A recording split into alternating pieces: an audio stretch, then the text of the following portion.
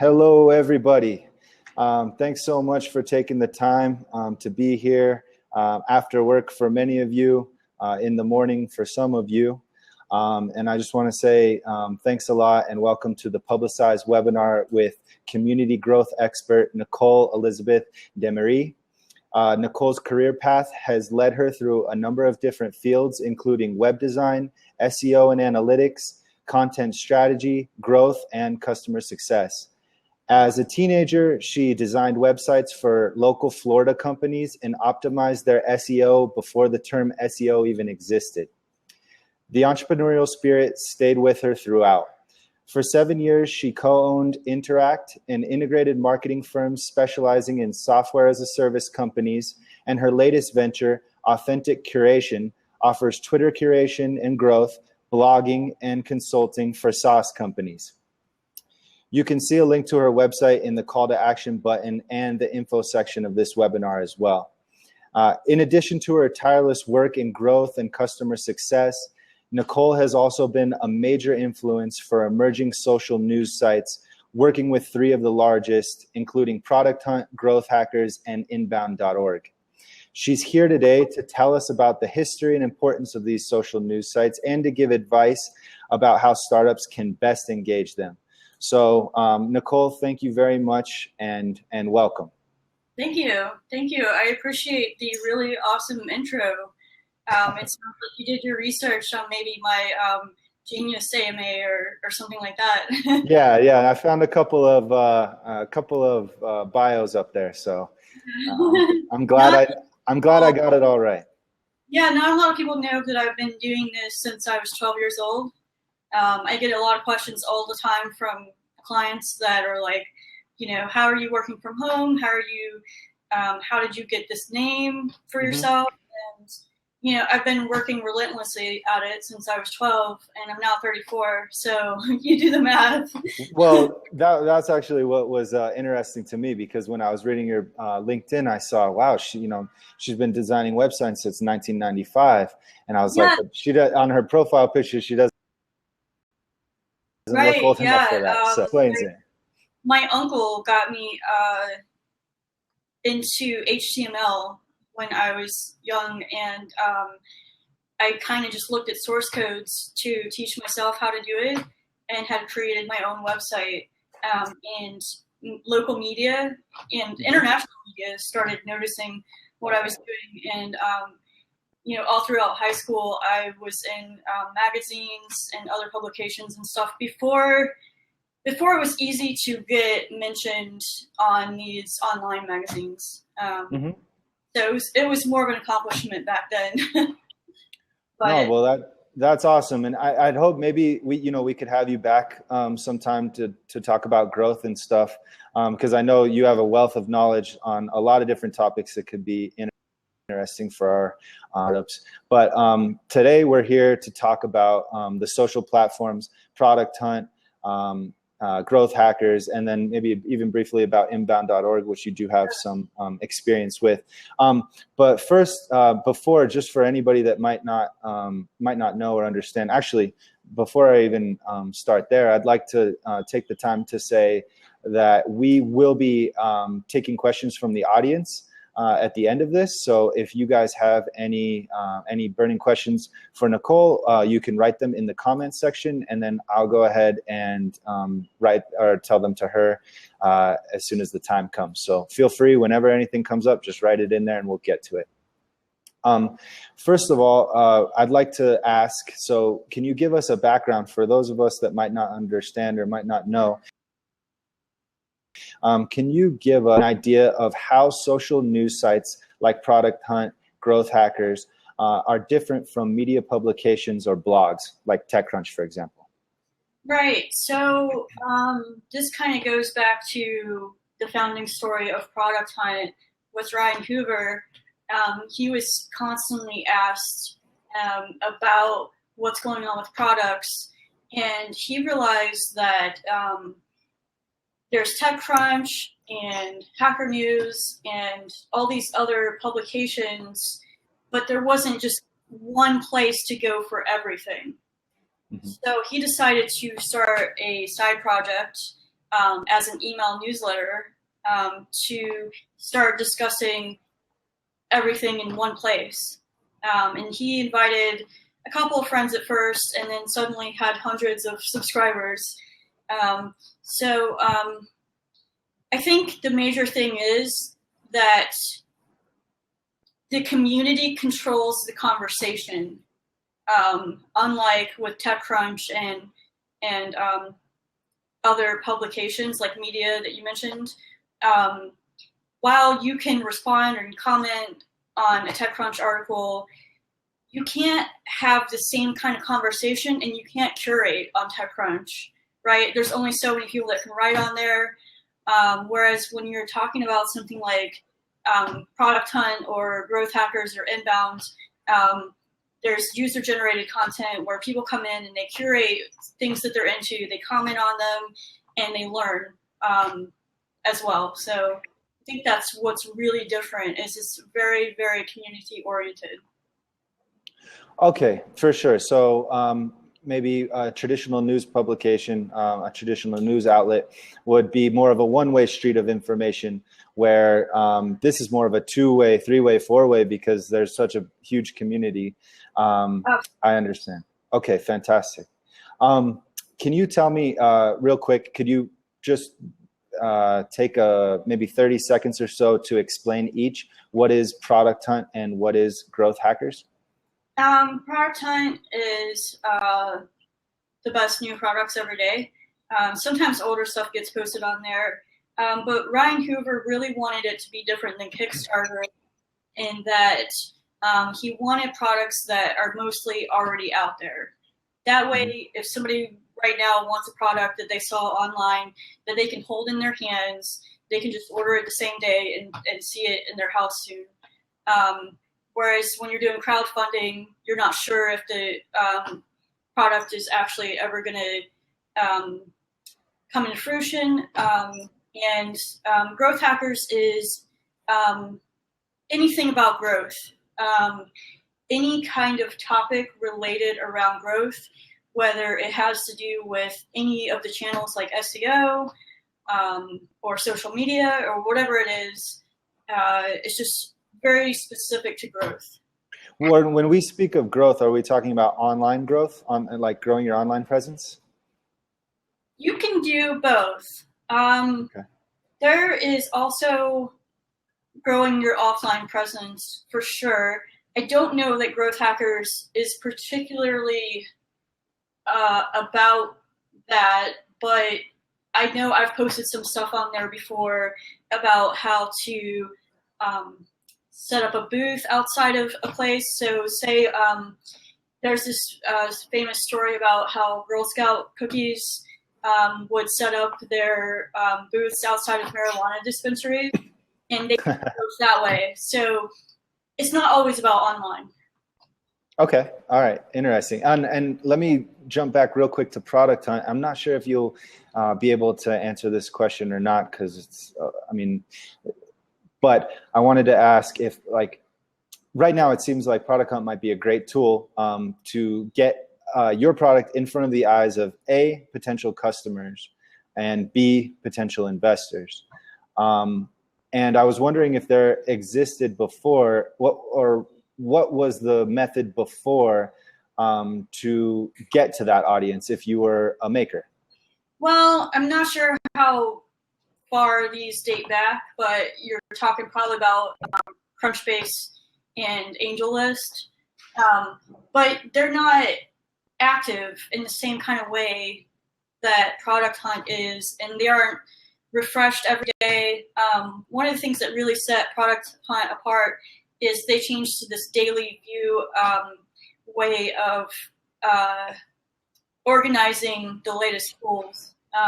Whereas you have gone on AngelList and you can sort by recent, but it's not broken down by day the way that Product Hunt is. And that's really something that was a major decision for them that set them apart very early on.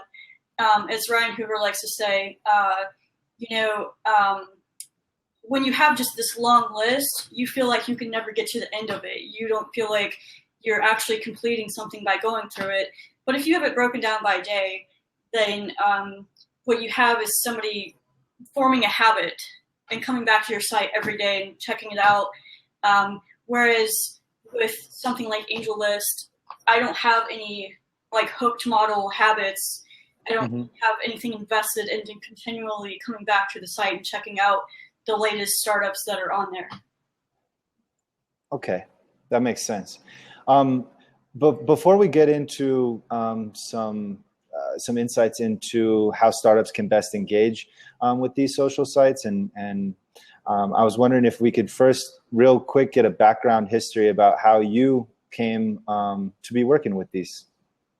Yeah, so like I said, I've been doing stuff since I was 12, but in my mid-20s, I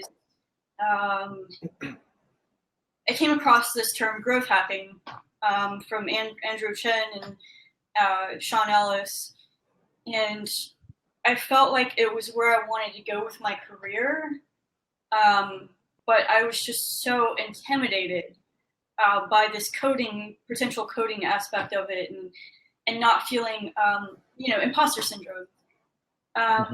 So I started looking up communities, and Growth Hacker TV existed at the time, and I took up a year-long internship with Growth Hacker TV, and while I was at Growth Hacker TV, I was also co-running Interact, which you mentioned earlier, and I joined the GrowthHackers.com team. So I was doing 3 things at once. What I really wanted to accomplish was to be able to growth hack. I wanted growth hacking clients. As somebody who co-owned Interact, I wanted to attract the kinds of clients that wanted growth. So at some point, I tried to take up 60% of the real estate on the Growth Hackers homepage as a curator to just get my name in front of everybody. And at Growth Hackers TV, I also took over the community there. I was dominant #1 person involved for, like I said, a year or so. I really wanted opportunities, and these communities helped me to take advantage of kind of network effect and to create opportunities for myself. Okay. Well, it sounds like you could probably relate with a lot of listeners and kind of that entrepreneurial desire, that drive that obviously you had to grow your brand, your name, in the industry. I was too shy to write. I felt such imposter syndrome at writing about what I was working on that it took me a really long time to get to that point where I could write instead of just curate. And my mentor, Lincoln Murphy, really helped me to believe in myself and start writing.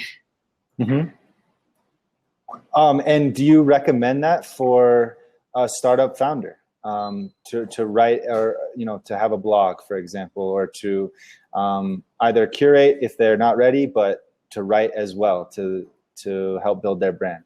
I think it really just takes just getting out there, and there might be haters, and there might be like naysayers and people who critique your work, but it's okay. It's okay. It's not the end of the world. And you learn from it, and you just get better and better at it. So you just start somewhere. All right, cool. Can you, let's go, actually, I think we missed one key part is it's like, how did you get into Product Hunt? Okay, so. Did Ryan invite you, or? The way that I got into Product Hunt is because I had already signed up, and Product Hunt did this massive outreach to women. They wanted women in tech to be involved, so they went and gave women thousands of invites to be able to post. And I was casually chatting with Ryan about music here and there, and one day I was like, I should just join Product Hunt with you. And a couple days later, he wrote back and was like, let's interview. And then I was on their team for a while. it really goes back to just get out there and build relationships with people. Mm-hmm. Just get your name out there, whether it's through writing or curating or reaching out or whatever you have to do. Cool. Do you know how successful that attempt was at bringing in more women to the Product Hunt community? Yeah, so that's been really kind of an ongoing project. When I was there, and even now as just a moderator, I'm very focused into bringing in marginalized people in general, not just women, but, maybe trans women, trans men, not to say that trans women aren't women, Mm-hmm. but just to point out that we're trying, or I've been trying to have it be very inclusive, no matter who it is. It doesn't have to just be white men in tech. Fantastic. Yeah, I think that's kind of a overarching theme in tech in general. So, right. So that's good. Okay, let's jump into more of some advice that our listeners could get about how to best engage and also be part of the community. So my first question would be, how can startups best make use of these social sites? And maybe let's focus on Product Hunt for a second.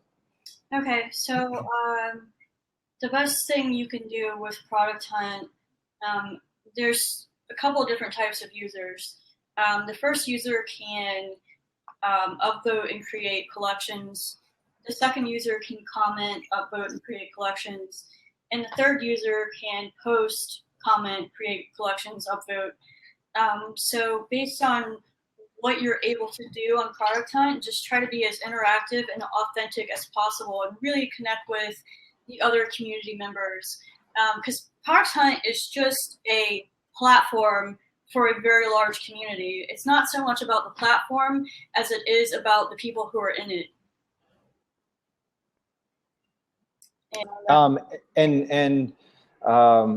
Maybe I'll answer that a bit down the line. But can we talk maybe about, not just the benefits? I think it's more, as I read more about Product Hunt and I get more familiar with it, and I get your emails every day about new things that are on it. I want to say that it feels like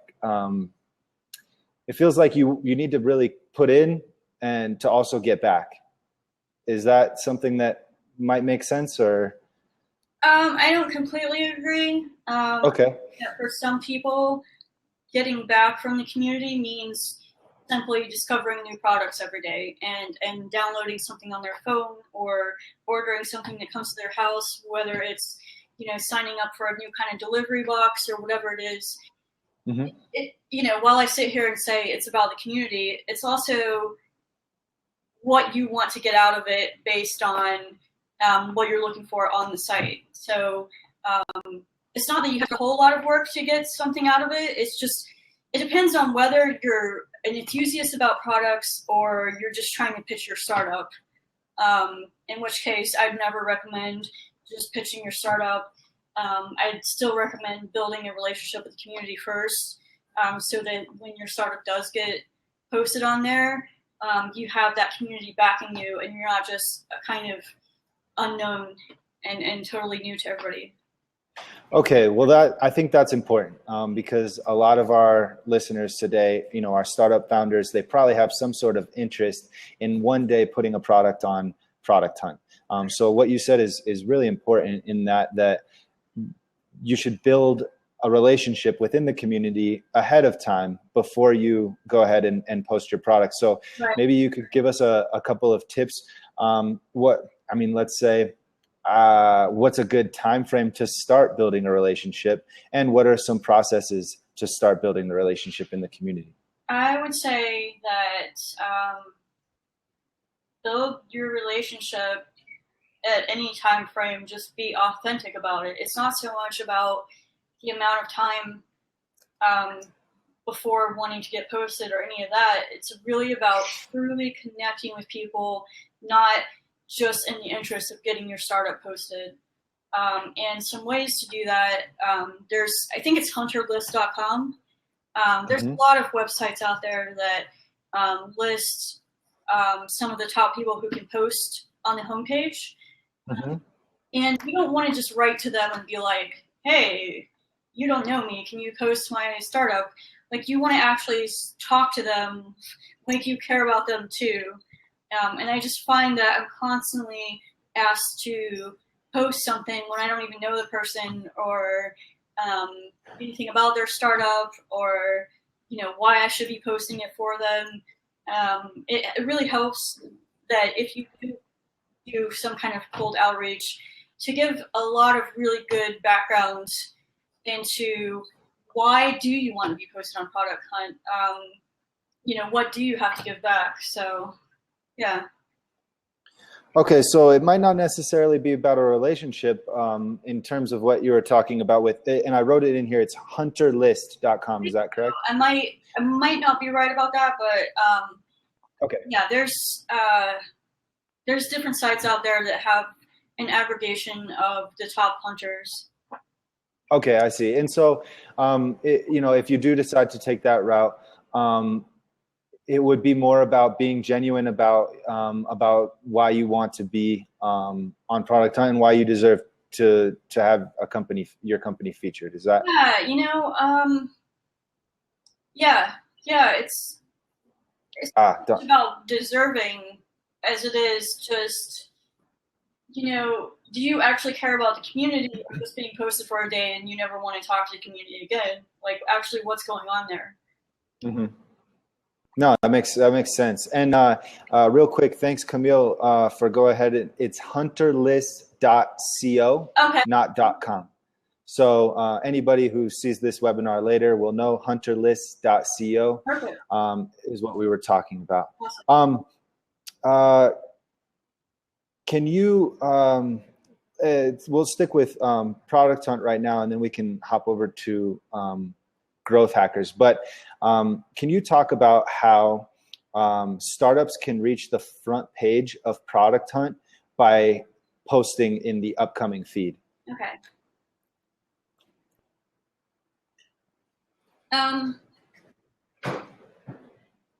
So you can either reach out to somebody who can post directly to the homepage, mm-hmm. or you can submit a product yourself if you have access to do that. And it's not necessarily based on upvotes as to what will hit the homepage from the submission queue, because if it were set up that way, then these larger companies could just game the system by writing to all of their employees and being like, hey, post this or go upload this, sorry. Mm-hmm. It's more about, do you have something that the Product Hunt community would love? What can our community get out of this product that you want to share, whether it's silliness or being goofy or something that's extremely pragmatic, whatever it happens to be. How useful would it be if this hit the homepage is kind of the question. Does this take time to research? Do you, if you're a novice to Product Hunt, does it take months of kind of, following, understanding, reading about exactly what normally hits the homepage? It's great to have an understanding of it, but again, you don't have to just sink enormous amount of time into trying to study Product Hunt. What you need to do is just focus on your product and make it the most awesome possible product that it can be. And that's really what matters. That makes complete sense. So you guys are a community of people that understand what the hell a good product is, exactly. And that will be recognized. Right. Now, but is there any like, just due to the sheer number of posts? Actually, I'm not sure. Do you know the number of people that submit daily? There's hundreds of submissions daily. That was at least when I worked there, and there may be thousands now. I don't know, because I'm not monitoring the submission queue. Okay. At minimum, there's hundreds. Okay, so is there any other, besides just having a fantastic product, is there any other technique that helps you stand out above the hundreds or perhaps thousands? Yeah, so if you are a crowd-funded startup, maybe you've already gotten funding to prove that your product is something people want, or maybe you've gotten a lot of press. There's going to be products that have gotten so much press that it would kind of be odd for them not to also surface on Product Hunt. Mm-hmm. So, perhaps an advertising or a PR campaign as well could fit in line with when you launch on Product Hunt. Absolutely. Have you seen any examples? Have you seen any examples that you can remember of something that was like successful, like that maybe coupled advertising and PR together? Or I'm not sure if off the top of your head. Mark Zuckerberg's sister did a really good job with that. I think hers was called Human or something, where there was good PR and just a good campaign around it as it launched. So it was really weird not to have it surface on Product Hunt too. Yeah, no kidding. And when you're Mark Zuckerberg's sister, I'm sure you could do a lot of things and it might make news. Right. But it's good to note what maybe a takeaway is that included is social proof. You want to make sure that, when you do your post, you tell people, hey, I'm an ex-Apple engineer or Google or, whatever it is that you may be. And if you have that, flaunt it. Yeah. And you want to be sure not to ask for upvotes, however, because that violates the community guidelines. So if you are on there, you've gotten submitted on there, just let people know, don't go out asking for upvotes, because those kind of voting rings don't represent what the community actually feels. And so it's taken into consideration with the algorithm, when somebody votes, how long have they been a member and stuff like that, because otherwise people could just sign up thousands of fake accounts or something and try to upvote. And Product Hunt's really got it figured out, and that's just not going to work there. Okay, cool. Actually, this might lead me into my next question. What are things that people should not do on Product Hunt? Be mean. Okay. It's not welcome. Being rude, just dissing somebody's products because you don't like it. It's one thing to have constructive criticism, and another to just be downright mean for no reason. People worked really hard to come up with these products, and it took a lot to try to get in front of other people, and it took a lot of courage to get in front of other people, especially since a lot of us have imposter syndrome, to have to deserve somebody who just wants to be mean. Okay. That's good. Is there anything about being too over promotional? You also mentioned, you mentioned don't form a ring of upvoters. But are there any other red flags that you saw at your time that worked there, that you saw, okay, hey, this is fishy, this isn't going to go up, et cetera? Yeah, there were some really weird incidents, but I think in the nature of, not revealing too much of what goes on behind the scenes, I can't really get into those stories. There's not a specific, we don't have to name the company, but there's not a specific tactic that you saw that was like. There were some very strange things that people try to do to be on there. But again, I'm really hesitant to go into those details because I feel like it's more private to Product Hunt. But yeah, there's things that people do. And basically, if you're being deceptive and it's not about the community, then don't do it. That seems pretty basic. That seems perfect. Right. Okay. Anything else off the top of your head about what not to do? Not really. Okay. Okay, cool. Let's go over to Growth Hackers. And by the way, folks, if you do have questions about Product Hunt specifically, we'd love to circle back around at the end of this and we can talk more. Let's move over to Growth Hackers now, but please go ahead and send over some questions in the comments section. I guess how can posts reach the top at Growth Hackers? Is it very similar? Well, at Growth Hackers, anybody can post. So, but again, though, it goes back to how much effort did you, if it's your own content, how much effort did you put into making it awesome, or are you just trying to get at the top of Growth Hackers? You're going to see Copy Hackers, Conversion Excel, 16 Ventures, and these other websites constantly hitting the homepage because their content is quality. So they don't even necessarily have to post their content on their behalf because they have fans who will go in and do it for them and who will upvote because it's good content. If you want to reach the top of Growth Hackers, submit something worth reading.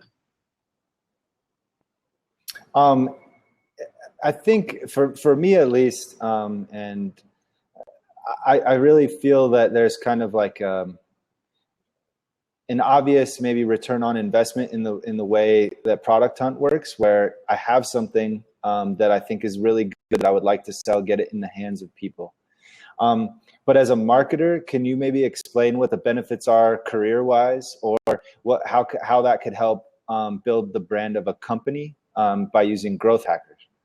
Yeah, like I said before, I try to take up 60% of real estate just as a curator on Growth Hackers, and I really work to get my name out there in front of the Growth Hacker community, and it worked, and I now have growth hacking clients. Did I know what I was doing when I first got those growth hacking clients? Not really, but it was a learning experience just like any other. Conversion Excel, again, is a really good example of a brand that has blown up on Growth Hackers. They have their own conference, they have classes, they have all kinds of stuff going on. And I think Growth Hackers, aside from, Conversion Excel being awesome on its own and kind of building its audience on its own, I feel like Growth Hackers definitely helped contribute to their success. And one thing that Growth Hackers does is send out a tweet probably every 10 to 15 minutes in which they're constantly recycling the content that's been posted on Growth Hackers. So when you have something get into a must read or, the homepage, they'll keep linking to your content from their Twitter account, driving a massive amount of recurring traffic to your site. I think they have over 100,000 followers on Twitter now, probably more since I last checked. And then when Sean tweets and other people who have been on the team like Morgan Brown, people listen and pay attention, and they take these sites more seriously. So Growth Hackers has really built itself as kind of an authority on growth. And so when something does reach the homepage, it is a pretty big deal. And in terms of, since anybody can post, the type of content that could be on there, does it necessarily have to be from a marketing director, or it could be from anybody at a company and still gain? Anyone can post as long as the content is related to growth, and as long as you're not just posting your own content. In the guidelines, you have to also share other people's content and not just your own. Right. Again, right. So back to what's best for the community and not just for you. Right. Isn't it for like every post you have to share two of somebody else's or something along those lines? I don't know if there's a ratio. Don't just always make it about you. As long as you do that and it's really about everybody else, then you're going to excel in these communities. Okay. Pardon me while I take a quick look at a question. Sure.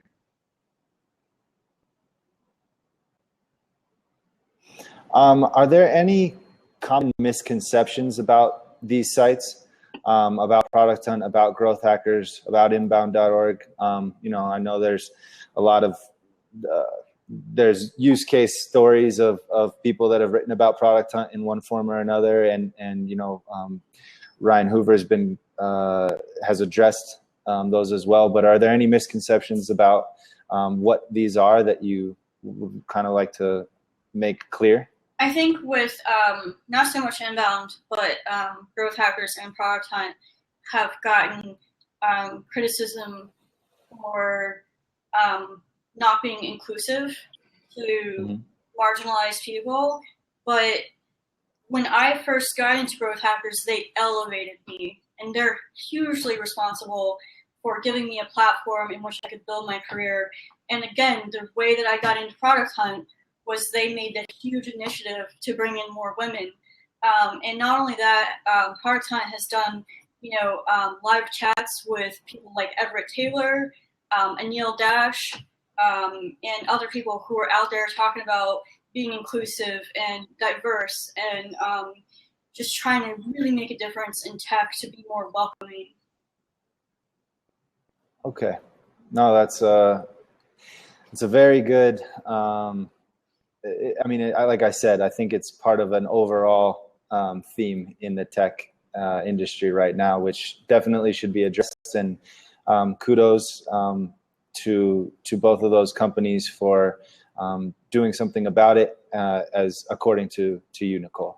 Yeah, absolutely. Are there any emerging social sites that you think people should keep their eye out for? So I helped co-found, but I'm no longer involved with SaaS.community. Mm-hmm. It's a community for sharing and discussing anything related to SaaS. And right now, Trevor Hatfield and Interact are behind that project, but they've really made it, again, about the community. And right now, I'm working with segment.com, and we're about to build out a community too that's going to be all about growth hacking with Segment by putting integrations together. It's going to be awesome. How do you spell that so I can share that with the folks? Segment or did you say segment? Yeah, well, the community isn't live yet for Segment. Oh, okay. We are going to build something really great soon. Because I don't know, not everybody's going to know what Segment is. What it is it takes different apps and is able to link them together in a very easy way without coding for people who need one place for their data. So it's actually way more complicated than that, but to just explain it quickly. No, that'll be for another webinar. Don't worry. Right. Okay, cool. And what is the future of these social sites in your eyes? What I want to see is, again, people taking inclusivity into consideration and listening to people like Anil Dash who are out there talking about how network inequality is a big problem, because when a lot of people start a community, they're told to invite their friends and family, build something for themselves. But, he's out there advocating for invite people outside of your community. I think one of the stats that he gave in a network inequality article was that 75% of white people don't have a black friend. So if that's you and you're building a community, take those steps to invite more black people and make them feel included. Don't just invite them, but make them really feel welcome and actually have them be a part of the community. And I think that's where we're seeing things going when you look at places like AlterConf and how they have a conference that's just, their policy is just outstanding. And it's welcoming for everyone, no matter who you are. I find that really interesting because I think my interpretation was that things were kind of getting siloed. Like, for example, if I'm only into products, I would visit Product Hunt. Or obviously in the traditional media sense, you know, if I have a certain slant on my political stance, I might watch Fox News as opposed to MSNBC, etc. So it's interesting to see that the future might be more of an all-inclusive network. I think that's interesting. That's what I hope the future is.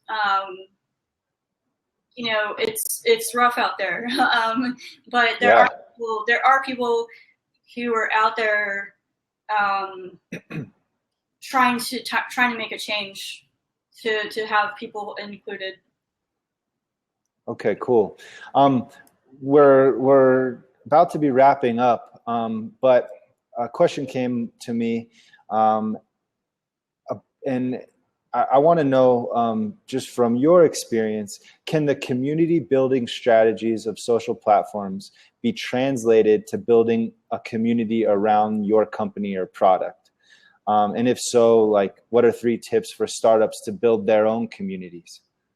Right. So, Growth Hackers was started by the Qualaroo team, which Nichole Ellis founded, and I think they got acquired now.